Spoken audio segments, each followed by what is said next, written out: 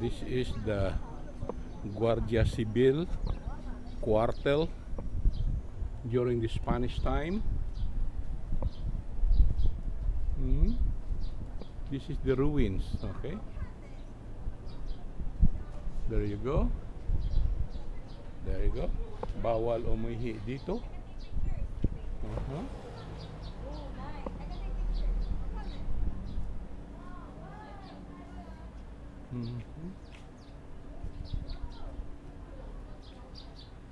Yeah, this is the ruins.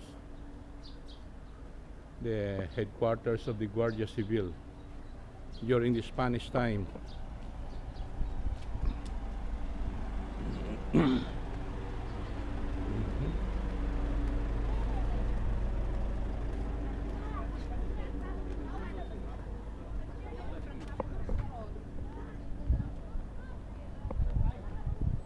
That is the Museo Oslob.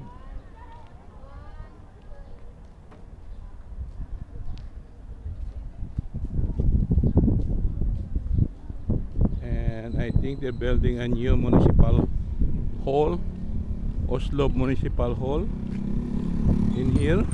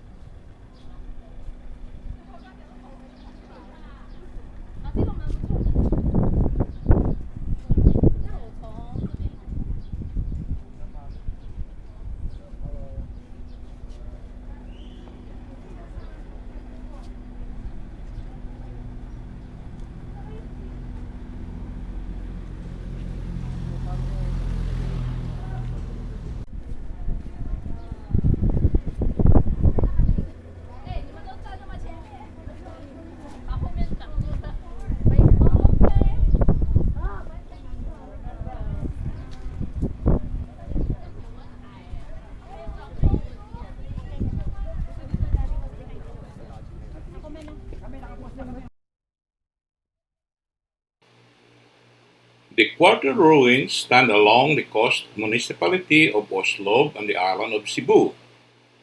It was built by Spaniards during back in the 1860s when the Spanish forces colonized the Philippines. The edifice was constructed using thick coral stones that still stand today. It was intended to serve as the residence of the Spanish troops in the area.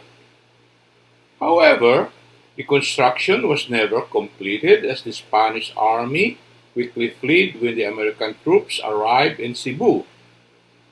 Today, the ruins have become a major tourist spot that, thanks to their picturesque appeal, it is also recognized as one of the top heritage sites in Oslo.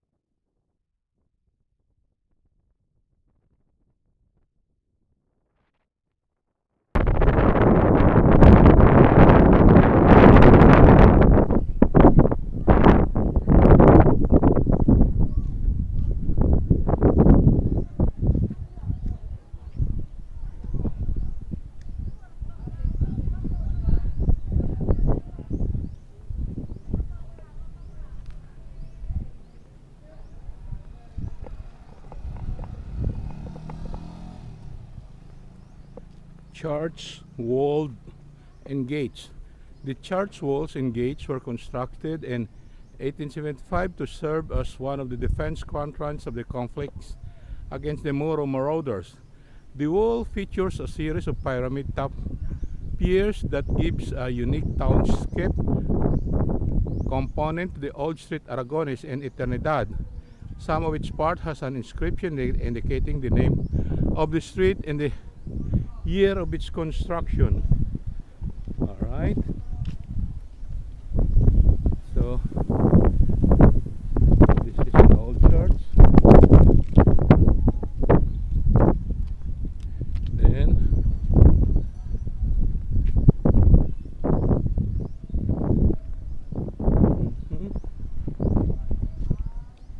and I think this is the original cross that the Spaniards planted in this shore, in this town.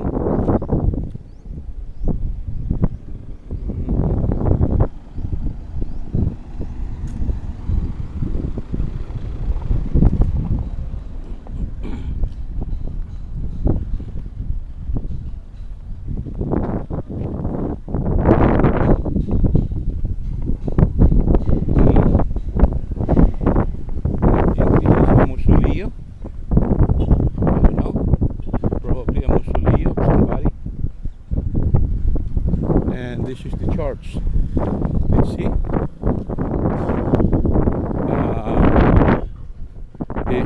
It doesn't have a door probably anymore. Oh, there is. But let's see. Look at the facade. The belfry. Wow.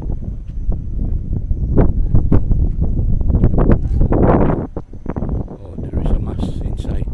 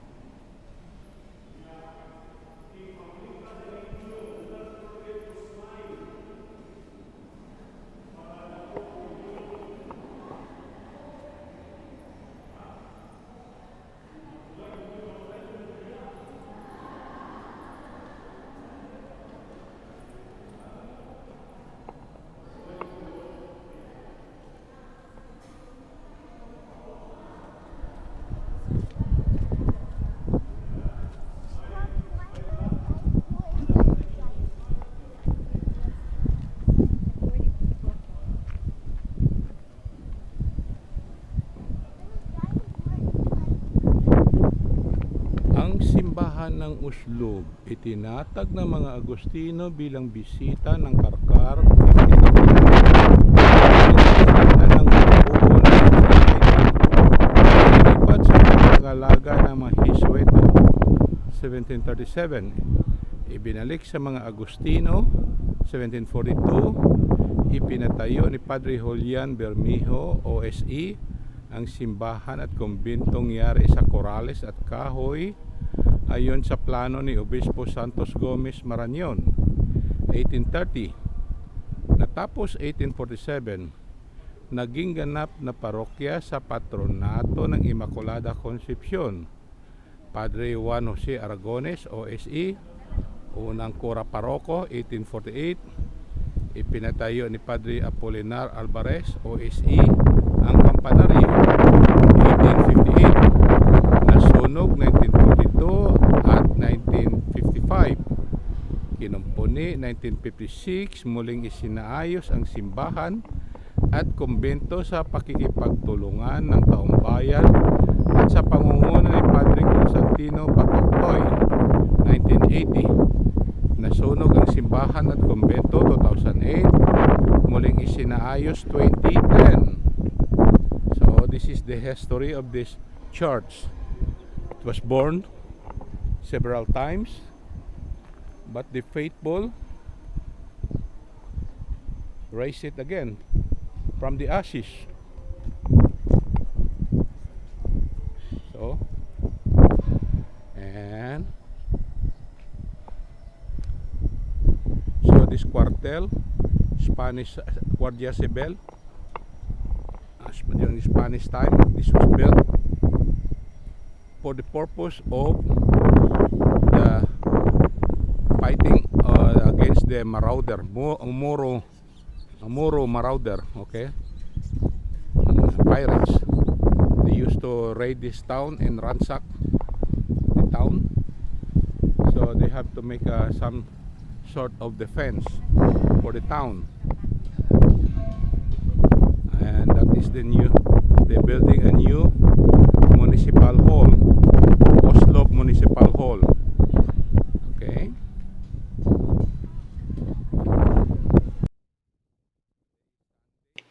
Best time to visit is to drop by the quarter ruins during the dry season, which usually starts in December and ends in May, as they are more picturesque when there is no rainfall.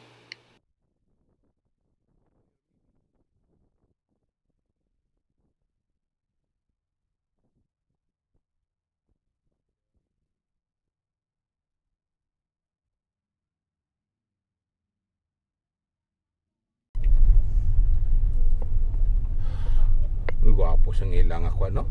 Nga municipal hall, no? Dako, no? Oo, ito. Wow, modern.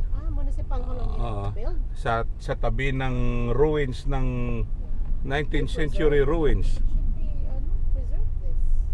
Aragones.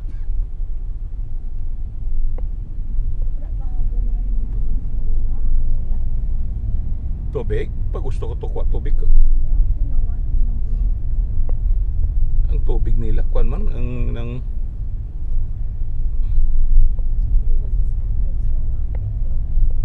this is the town of Oslo. Oh, lumang house pa ito na. Because remember when they first got here, this is the first island they landed in the Philippines, was Cebu. They discovered Philippines. So diretso mo na going to Cebu na na. Oo, Cebu City. Dire kami maagi ugma. Ano, regular trip to Cebu. So, mao diyan niya. So this is Palayok.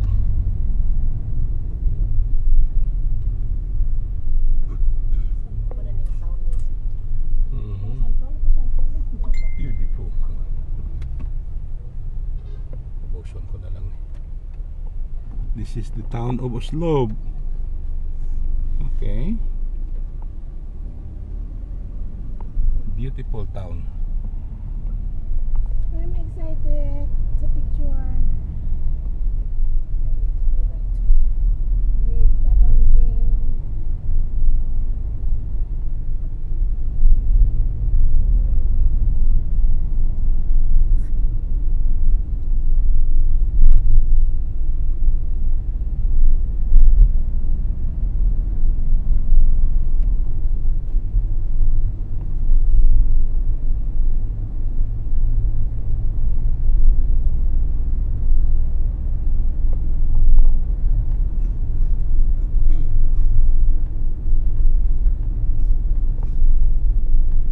No more pool or maligo ka pa sa pool? No more pool? Okay. So, shower then. Karoon lang. Aha. Nice lang pa naman siya. Daang lungsod. Pag-apon-apon na lang. Oo. Shower. Kaya ma-shower ka na.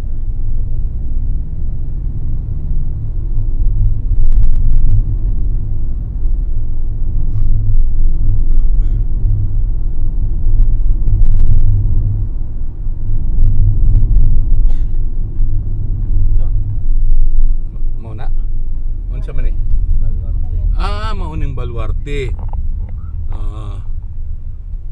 This is another ruin of Guardia Civil during the Spanish time. Another defense from the Moro marauder. That is the ruin. Okay, this is their headquarters. Only the ruins left. Okay. Let's see. So fortress, yeah, by the Spaniards against the Muslim, the Moros.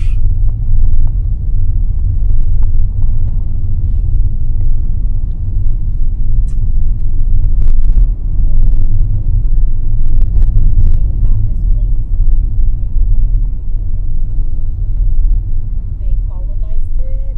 They built a lot of Spaniards lived here in Philippines. They Barangay taught people Kalumpang. their language, they taught Uy, may people their baluarte, may culture, Kalumpang man, mi, oh. religion. This is Barangay Kalumpang, mi. Some were Catholics. And that was Baluarte. They know some of their language, and they have their last names. So yeah, they lived here and they taught people about the old world or the new world. You go to sa private school, you have Spanish class. So they named Philippines because during that time the king was King Philip. So that's why it's Philip. Remember, we visit the palace of King Philip, right? You saw the He palace had a of parade. He waved at me. Nagkuhan kami ba sa Madrid? Kibot kami, nag-alabay ang motorcade ni King Philip. Hindi, Philip, Carlos to. Ang hari ng Spain. Ginkuhan niyang door niya kag mag-wave sa mga tao. Timing nandaan ako sa nakuha ko sa video. Gin-post ko sa YouTube. Pero kadali lang. Nadagan sa mga escort bodyguard. Si Trump nga, hindi ka na si Trump ah. Oh, si Trump.